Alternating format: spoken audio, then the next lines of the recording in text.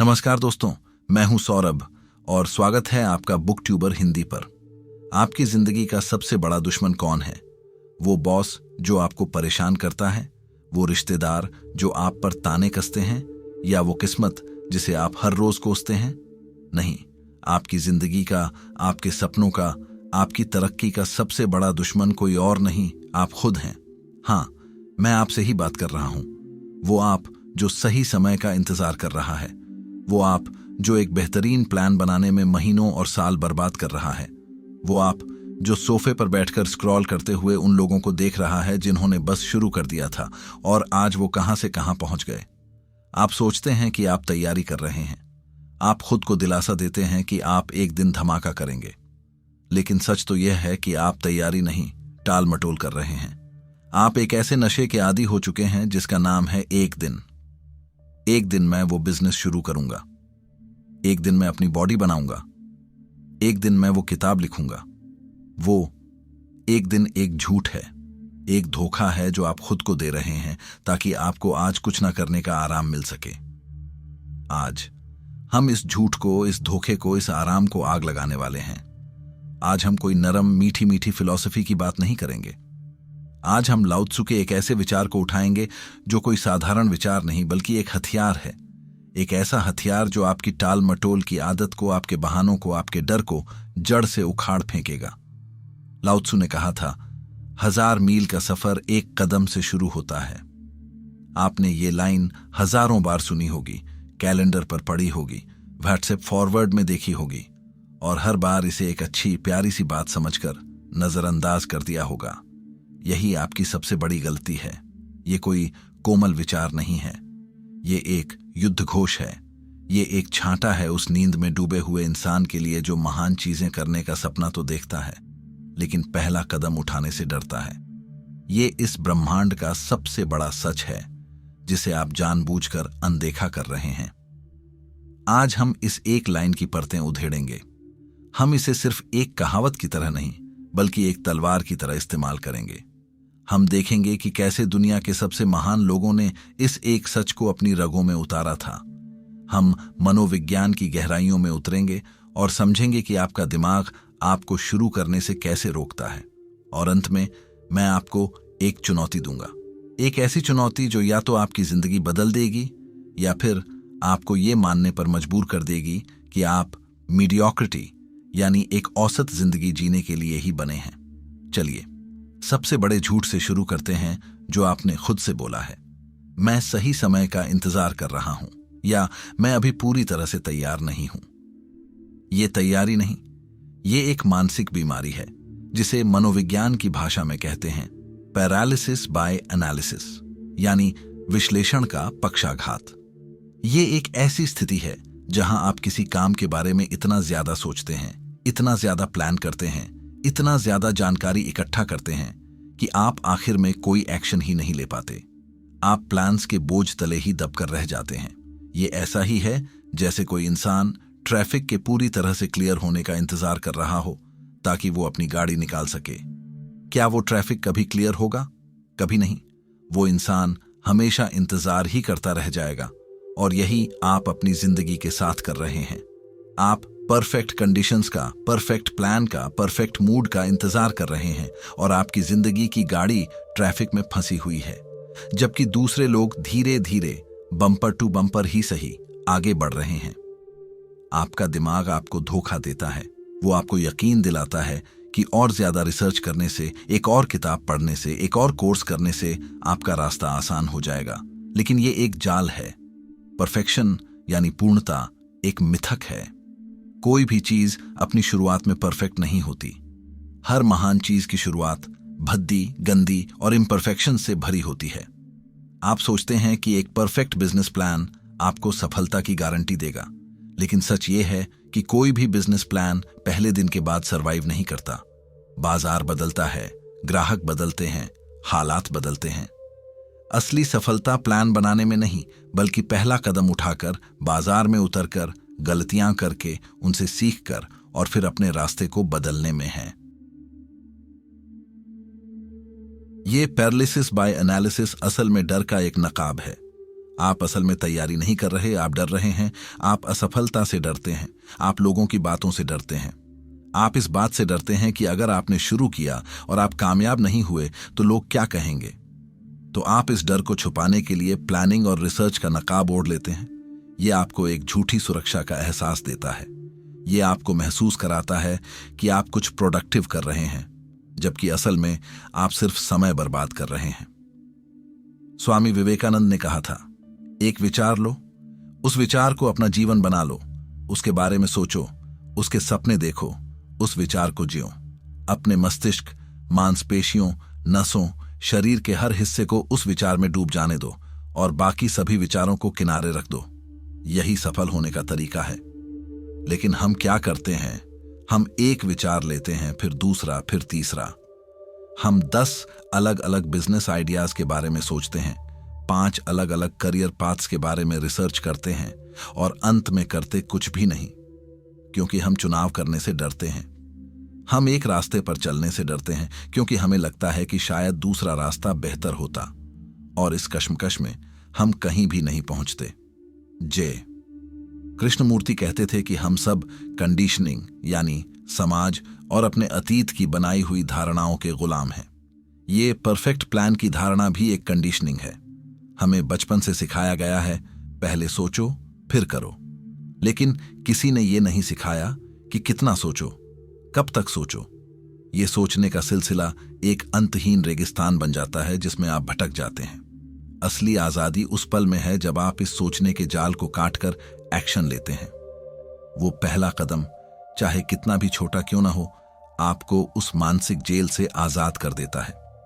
तो अगली बार जब आपका मन कहे कि मैं तैयार नहीं हूं, तो समझ जाइए कि ये आपकी आत्मा की आवाज नहीं, ये आपके डर की आवाज है।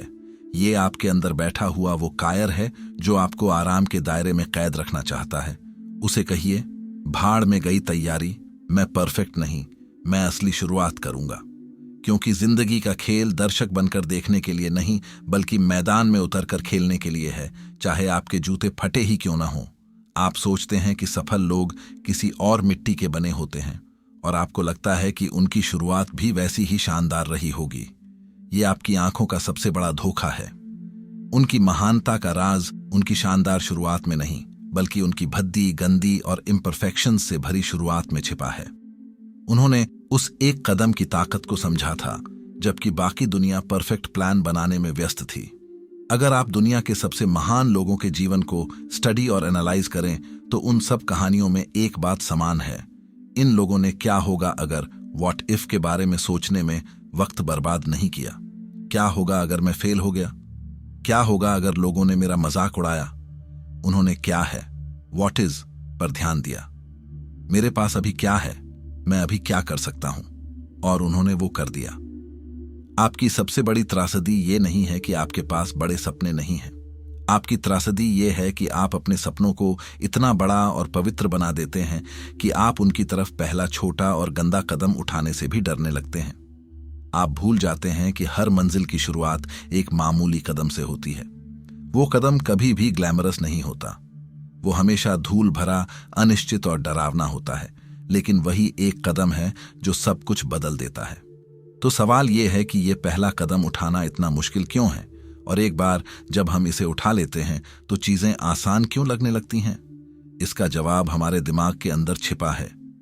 आपका दिमाग, जो अभी तक आपका सबसे बड़ा दुश्मन बना हुआ था और आपको पैरालिसिस बाय एनालिसिस में फंसा रहा था, वही एक मनोवैज्ञानिक ट्रिक से आपका सबसे बड़ा दोस्त बन सकता है। इस मनोवैज्ञानिक सिद्धांत का नाम है द ज़ाइगार्निक इफेक्ट। 1920 के दशक में एक रूसी मनोवैज्ञानिक ब्लूमा ज़ाइगार्निक ने एक रेस्टोरेंट में देखा कि वेटर्स को उन ऑर्डर्स की पूरी डिटेल याद रहती है जो अभी तक सर्व नहीं हुए हैं, लेकिन जैसे ही ऑर्डर पूरा हो जाता है वो उसे तुरंत भूल जाते हैं। इससे उन्होंने ये निष्कर्ष निकाला कि हमारे दिमाग को अधूरे कामों से नफरत है। जब भी हम कोई काम शुरू करते हैं तो हमारे दिमाग में एक टेंशन या खिंचाव पैदा होता है। हमारा दिमाग उस काम को तब तक अपने मेमोरी में एक्टिव रखता है जब तक वो पूरा ना हो जाए। वो बार बार हमें उसकी याद दिलाता रहता है। अब इसे अपनी टालमटोल की आदत से जोड़कर देखिए। जब तक आप कोई काम शुरू ही नहीं करते, आपका दिमाग आराम की स्थिति में रहता है। कोई टेंशन नहीं, कोई खिंचाव नहीं। लेकिन जिस पल आप उस काम का सबसे छोटा हिस्सा भी कर लेते हैं, जैसे किताब का सिर्फ एक पैराग्राफ लिखना या जिम जाने के लिए सिर्फ जूते पहन लेना, आप जाइगार्निक प्रभाव को एक्टिवेट कर देते हैं। आपने अपने दिमाग में एक ओपन लूप बना दिया है। अब आपके दिमाग को चैन नहीं मिलेगा, वो आपको बार बार उस अधूरे काम की याद दिलाएगा। वो खिंचाव आपको उस काम को पूरा करने के लिए मजबूर करेगा। इसीलिए अक्सर सबसे मुश्किल हिस्सा सिर्फ शुरू करना होता है। एक बार जब आप शुरू कर देते हैं तो एक अदृश्य शक्ति, एक मोमेंटम आपको आगे धकेलने लगता है। लाओ त्सु का एक कदम सिर्फ एक भौतिक कदम नहीं है, ये एक मनोवैज्ञानिक ट्रिगर है। ये आपके दिमाग में एक ऐसी केमिकल रिएक्शन शुरू कर देता है जो आपको आगे बढ़ने के लिए मजबूर करती है। ये उस बड़ी सी बर्फ की चट्टान को पहाड़ से नीचे धकेलने जैसा है। शुरू में आपको अपनी पूरी ताकत लगानी पड़ती है, लेकिन एक बार जब वो लुढ़कने लगती है तो उसका अपना मोमेंटम उसे आगे ले जाता है। इसके साथ एक और शक्तिशाली मनोवैज्ञानिक विचार जुड़ा है, डर का चुनाव। आपके पास हमेशा दो डर के बीच चुनाव होता है, असफलता का डर, फियर ऑफ फेलियर, और अफसोस का डर, फियर ऑफ रिग्रेट। असफलता का डर आपको एक्शन लेने से रोकता है। ये आपको कहता है मत करो वरना तुम फेल हो जाओगे। ये एक तेज चुभने वाला दर्द है, लेकिन ये अस्थायी होता है। अगर आप फेल होते भी हैं तो आप उससे सीखते हैं और आगे बढ़ जाते हैं। लेकिन अफसोस का डर कहीं ज्यादा खतरनाक है। ये वो धीमा जहर है जो आपको अंदर ही अंदर खाता रहता है। ये वो आवाज है जो आपको 10 साल बाद आएगी, जब आप रात को बिस्तर पर लेटे होंगे। काश मैंने उस दिन शुरू कर दिया होता, काश मैंने कोशिश तो की होती। असफलता का दर्द एक बार होता है, लेकिन अफसोस का दर्द आपको जिंदगी भर हर रोज तिल तिल करके मारता है। अमेजन के संस्थापक जेफ बेजोस ने इसी पर अपना रिग्रेट मिनिमाइजेशन फ्रेमवर्क बनाया था। जब वो अमेजन शुरू करने के बारे में सोच रहे थे तो उन्होंने खुद से पूछा, जब मैं 80 साल का होऊंगा तो मुझे किस बात का ज्यादा अफसोस होगा? इस बात का कि मैंने कोशिश की और फेल हो गया, या इस बात का कि मैंने कभी कोशिश ही नहीं की? जवाब साफ था, उन्हें कोशिश ना करने का अफसोस ज्यादा होता। और इसी एक सोच ने उन्हें वो पहला कदम उठाने की हिम्मत दी। तो जब भी आप शुरू करने से डरें तो खुद से ये सवाल पूछें, क्या आप असफलता के अस्थायी दर्द को चुनेंगे या अफसोस के जिंदगी भर के जहर को? इस मनोवैज्ञानिक खेल को जीतने के लिए एक बहुत ही प्रैक्टिकल तरीका है, 5 मिनट का नियम। अपने आप से वादा कीजिए कि आप उस बड़े डरावने काम को सिर्फ 5 मिनट के लिए करेंगे, बस 5 मिनट। ये आपके दिमाग को धोखा देने का सबसे आसान तरीका है। आपका दिमाग सोचेगा, सिर्फ 5 मिनट, ये तो मैं कर ही सकता हूं, और आप शुरू कर देंगे। लेकिन उन 5 मिनटों में आप जाइगार्निक प्रभाव को जगा चुके होंगे। मोमेंटम बनना शुरू हो जाएगा, और ज्यादातर बार आप उन 5 मिनटों के बाद भी काम करते रहेंगे। तो अगली बार जब आपको 2 घंटे जिम में बिताने का ख्याल डराए तो खुद से कहिए, मैं सिर्फ 5 मिनट के लिए वर्कआउट करूंगा। जब आपको पूरी किताब लिखने का ख्याल भारी लगे तो खुद से कहिए, मैं सिर्फ 5 मिनट के लिए लिखूंगा। वो पहला कदम उठाना एक मनोवैज्ञानिक युद्ध जीतने जैसा है। एक बार जब आप ये युद्ध जीत लेते हैं तो बाकी की लड़ाई बहुत आसान हो जाती है। लाओ त्सु अकेले नहीं थे जिन्होंने इस एक कदम की ताकत को पहचाना था। दुनिया के हर महान दार्शनिक, संत और ग्रंथ ने इसी सच को अलग अलग शब्दों में अलग अलग तरीकों से कहा है। लेकिन हम उनके ज्ञान को पूजा की वस्तु बना देते हैं, हथियार की तरह इस्तेमाल नहीं करते। आज हम उस ज्ञान को धूल की परतों से निकालकर एक तलवार की तरह तेज करेंगे। भगवत गीता में श्री कृष्ण अर्जुन से कहते हैं, कर्मण्येवाधिकारस्ते मां फलेषु कदाचन, यानी तेरा अधिकार केवल कर्म करने में है, उसके फल में कभी नहीं। हम इस श्लोक का क्या मतलब निकालते हैं? बस काम करो, फल की चिंता मत करो। यह बहुत ही नरम, सांत्वना देने वाली व्याख्या है। चलिए आज इसे एक योद्धा की तरह देखते हैं। कृष्ण असल में कह रहे हैं, अर्जुन तू फल के बारे में सोचकर, भविष्य की कल्पनाओं में खोकर नपुंसक क्यों बन रहा है? तेरा एकमात्र धर्म, एकमात्र अधिकार अभी और इसी क्षण में कर्म करना है। वो पहला तीर चलाना है। नतीजा क्या होगा? तू जीतेगा, मरेगा या हारेगा, ये तेरे हाथ में है ही नहीं। तो उस चीज के बारे में सोचकर क्यों अपनी ऊर्जा बर्बाद कर रहा है जो तेरे नियंत्रण में ही नहीं है। अपना गांडीव उठा और पहला तीर चला। ये फल की चिंता ही तो पैरालिसिस बाय एनालिसिस है। आप बिजनेस के मुनाफे के बारे में, सफलता की प्रसिद्धि के बारे में या असफलता की शर्म के बारे में इतना सोचते हैं कि आप वो पहला कर्म यानी पहला कदम ही नहीं उठा पाते। गीता आपको फल से अनासक्त होने के लिए नहीं कह रही, वो आपको एक्शन लेने के लिए एक क्रूर आदेश दे रही है। वो कह रही है, परिणाम की कल्पना करना बंद करो और बीज बोना शुरू करो अभी। अब आते हैं ओशो के पास। ओशो ने अपना पूरा जीवन एक ही बात पर जोर देने में लगा दिया, वर्तमान में जियो। वो कहते थे कि अतीत एक लाश है और भविष्य एक कल्पना, एकमात्र सत्य यह क्षण है। टालमटोल क्या है? यह भविष्य में जीने की एक बीमारी है। मैं कल करूंगा, मैं अगले हफ्ते शुरू करूंगा। ओशो के अनुसार कल इस दुनिया का सबसे बड़ा झूठ है। कल कभी नहीं आता। जब भी आप जागते हैं वो आज ही होता है। एक्शन सिर्फ आज में लिया जा सकता है, कल में नहीं। तो जब आप कहते हैं मैं कल करूंगा, तो आप असल में कह रहे हैं मैं कभी नहीं करूंगा। ओशो का दर्शन कोई शांत ध्यान करने वाला दर्शन नहीं है, ये एक विस्फोटक दर्शन है। ये आपके भविष्य के सारे सपनों और योजनाओं के महल को डायनामाइट से उड़ा देता है और आपको नग्न अवस्था में अभी और यहां खड़ा कर देता है और पूछता है, अब बता क्या करेगा। ये आपको मजबूर करता है उस एक कदम को उठाने के लिए, क्योंकि अभी के सिवा और कोई समय है ही नहीं। स्वामी विवेकानंद, जिन्होंने पूरे भारत को उसकी आध्यात्मिक नींद से जगाया, उनका सबसे प्रसिद्ध नारा क्या था? उठो, जागो और तब तक मत रुको जब तक लक्ष्य की प्राप्ति न हो जाए।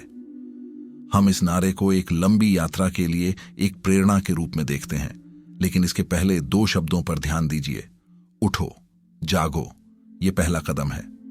ये आपकी आरामदायक नींद से, आपके बहानों के बिस्तर से, आपकी टाल मटोल की रजाई से बाहर निकलने का आदेश है। लक्ष्य बहुत दूर हो सकता है, लेकिन यात्रा उठने से शुरू होती है। अगर आप उठो और जागो वाले हिस्से को ही नजरअंदाज कर देंगे, तो लक्ष्य तक पहुंचने का सवाल ही पैदा नहीं होता। विवेकानंद का ये आह्वान किसी कोमल सुबह की गुड मॉर्निंग विश नहीं है। ये एक सेना के कमांडर का अपने सोए हुए सैनिकों को दिया गया आदेश है। उठो, अभी, इसी वक्त, क्योंकि युद्ध शुरू हो चुका है और तुम सोने का नाटक कर रहे हो। आपकी जिंदगी का युद्ध, आपके सपनों का युद्ध। ये सभी महान आत्माएं, चाहे वो लाओ त्जू हों, कृष्ण हों, ओशो हों या विवेकानंद, आपको कोई जटिल फॉर्मूला नहीं दे रहे हैं। वो सब एक ही बात की ओर इशारा कर रहे हैं, एक ही क्रूर, सुंदर और शक्तिशाली सच की ओर। जिंदगी का सारा जादू, सारी शक्ति, सारा रूपांतरण उस एक पहले कदम में छिपा है। आप ज्ञान के महासागर में गोते लगा सकते हैं, आप हजारों किताबें पढ़ सकते हैं, सैकड़ों मोटिवेशनल वीडियो देख सकते हैं, लेकिन जब तक आप उस ज्ञान को एक छोटे से वास्तविक एक्शन में नहीं बदलते, वो सारा ज्ञान कचरा है। वो एक बोझ है जो आपको और भी ज्यादा पंगु बना देगा। असली ज्ञान एक्शन में है, असली आध्यात्मिकता उस पहले कदम में है। चलिए अब सारी मीठी बातें खत्म करते हैं और उस कड़वे सच का सामना करते हैं जिसे सुनने से आप हमेशा भागते हैं। आप में से 99% लोग जो ये वीडियो यहां तक देख रहे हैं, वो इस वीडियो के खत्म होने के 10 मिनट बाद भी कुछ नहीं करेंगे। आप इस वीडियो को लाइक करेंगे, शायद एक प्रेरणादायक कमेंट भी लिखेंगे और फिर वापस अपनी आरामदायक दुनिया में चले जाएंगे। आप फिर से इंस्टाग्राम स्क्रॉल करने लगेंगे, यूट्यूब पर एक और मोटिवेशनल वीडियो ढूंढने लगेंगे या नेटफ्लिक्स पर अगली सीरीज शुरू कर देंगे। आपको एक अस्थाई मोटिवेशनल हाई मिला है और आपको लग रहा है कि आपने कुछ हासिल कर लिया है, लेकिन आपने कुछ नहीं किया। आपने सिर्फ जानकारी का उपभोग किया है, एक्शन नहीं लिया। और यही आपकी जिंदगी की कहानी है। आप हमेशा उपभोग करते हैं, निर्माण कभी नहीं करते। आप दूसरों की सफलता की कहानियां देखते हैं, अपनी कहानी कभी नहीं लिखते। हर वो दिन जो आप बिना शुरू किए बिताते हैं, आप अपने सपनों की कब्र 1 इंच और गहरी खोद रहे हैं। हर मैं कल करूंगा आपके उस ताबूत पर ठोकी गई एक और कील है। आप जिंदा हैं, आप सांस ले रहे हैं, लेकिन आप जी नहीं रहे हैं। आप बस मरने का इंतजार कर रहे हैं, एक आरामदायक मौत। आप कहते हैं आपके पास समय नहीं है। झूठ। आप दिन में 3 घंटे सोशल मीडिया पर बर्बाद करते हैं। आप कहते हैं आपके पास पैसा नहीं है। झूठ। आज इंटरनेट पर हजारों चीजें बिना पैसे के शुरू की जा सकती हैं। आप कहते हैं आपको पता नहीं कैसे करना है। झूठ। गूगल और यूट्यूब पर हर चीज सीखने की जानकारी मुफ्त में उपलब्ध है। ये सब बहाने हैं और आप ये बात जानते हैं। असली सच ये है कि आप डरपोक हैं, आप आराम पसंद हैं, आपको बदलाव से डर लगता है, आपको मेहनत करने से मौत आती है, आपको अपनी आरामदायक, सुरक्षित, बोरिंग जिंदगी से इतना प्यार हो गया है कि आप उसके बाहर कदम रखने की कल्पना से भी कांप जाते हैं। तो अब क्या? क्या एक और वीडियो देखेंगे? क्या एक और किताब पढ़ेंगे? नहीं, अब एक्शन का समय है। तो ये रही मेरी आपको सीधी, स्पष्ट और कठोर चुनौती। ये वीडियो यहीं बंद कीजिए अभी, और अगले 10 मिनट के अंदर अपने उस एक बड़े सपने की तरफ वो सबसे छोटा, सबसे घटिया, सबसे मामूली सा पहला कदम उठाइए। अगर आप फिट होना चाहते हैं तो अभी उठिए और 20 पुशअप्स या 20 स्क्वाट्स कीजिए। बस इतना ही। बस वो एक छोटा सा इम्परफेक्ट कदम। जिंदगी में आप या तो एक क्रिएटर होते हैं या एक कंज्यूमर होते हैं। आप या तो एक खिलाड़ी होते हैं या एक दर्शक होते हैं। आप या तो एक्शन लेने वाले होते हैं या शिकायत करने वाले, विक्टिम होते हैं। चुनाव आपका है। लाओ त्सु ने कहा था, 1000 मील का सफर एक कदम से शुरू होता है। लेकिन उन्होंने ये नहीं बताया था कि वो पहला कदम सिर्फ एक सफर की शुरुआत नहीं है, वो एक जन्म है, एक नए आप का जन्म। वो आप जो इंतजार नहीं करता, वो आप जो एक्शन लेता है, वो आप जो अपनी किस्मत लिखता है। वो पहला कदम स्वर्ग और नर्क के बीच का दरवाजा है। इंतजार करना नर्क है, एक्शन लेना स्वर्ग की तरफ पहला कदम है। अब फैसला आपके हाथ में है, दरवाजा आपके सामने है। क्या आप कदम बढ़ाएंगे? बुकट्यूबर हिंदी देखने के लिए शुक्रिया। अब जाइए और अपनी कहानी लिखना शुरू कीजिए। धन्यवाद।